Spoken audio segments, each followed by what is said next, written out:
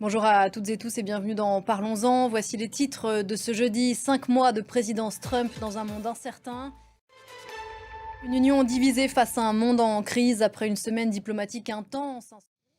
L'actualité de ce jeudi, c'est encore le Moyen-Orient. Le cessez-le-feu entre l'Iran et Israël tient. Soulagement pour les civils des deux côtés. On va y revenir, teinté toujours d'inquiétude. Il y a toujours beaucoup de questions en revanche sur la réalité des destructions que les frappes américaines et israéliennes ont infligées au programme nucléaire iranien. Les civils iraniens restent très choqués parce qu'ils ont vécu pendant 12 jours, y compris ceux qui ont pu fuir, et ils sont rares. Vous voyez ce reportage tourné en Arménie, voisine à la frontière avec l'Iran. Les bilans sont lourds au lendemain des manifestations à travers tout le Kenya. Retour en France, c'était hier soir à l'Assemblée nationale, ici à Paris.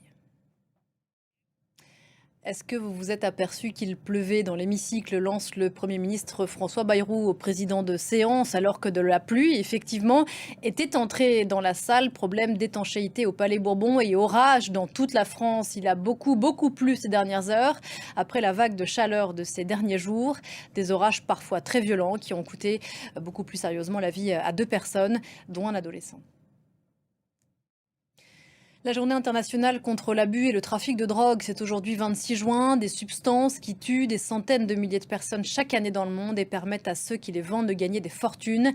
Fito, c'est un surnom, l'un de ces barons de la drogue en cavale depuis 1 an et demi, a été arrêté en Équateur. Voilà pour l'essentiel de l'info, mais parlons-en continue juste après ça.